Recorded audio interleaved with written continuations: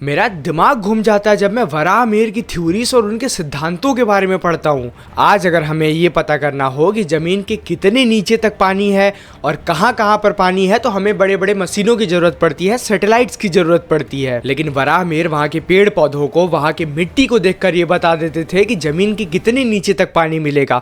और ये कोई जादू वादू नहीं है, बल्कि एक एडवांस साइंस थी जिसे आज हाइड्रोबॉटनी कहा जाता है। वराहमिहिर ने अपनी किताब बृहद संहिता के 54वें अध्याय, जिसे द कारगल कहा जाता है, इसमें विस्तार से समझाया है कि प्रकृति हमें पानी का संकेत कैसे देती है। उनका सबसे बड़ा रिसर्च था दीमकों के टीले।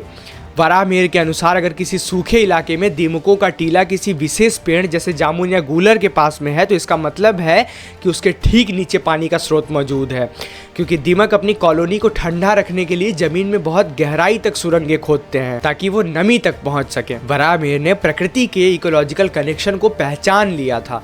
इसके अलावा उन्होंने पौधों के व्यवहार को भी डिकोड किया था। उन्होंने बताया कि अगर किसी विशेष जगह पर पेड़ की पत्तियां ज़्यादा हरी हैं, डालियां ज़मीन की ओर झुकी हुई हैं, या किसी पेड़ में फल फूल अजीब तरीके से आ रहे हैं, तो वो ग्राउंड वाटर की मौजूदगी का संकेत देते हैं। उन्होंने जामुन, गूलर, बेर और पलास जैसे पेड़ों का जिक्र करते हुए ये बताया कि पानी उत्तर दिशा में मिलेगा या दक्षिण दिशा में मिलेगा, और वो मीठा होगा या खारा होगा। जोधपुर के central arid zone research institute और कई जियोलॉजिस्ट ने वराहमिहिर के इन सिद्धांतों का परीक्षण किया और रिसर्च में पाया कि वराहमिहिर द्वारा बताए गए संकेतों के आधार पर पानी खोजने की सक्सेस रेट 90% से भी ज़्यादा थी। ये साबित करता है कि प्राचीन भारत का इकोलॉजिकल साइंस आज के मॉडर्न साइंस से भी कहीं ज़्यादा बेहतर और सटीक था।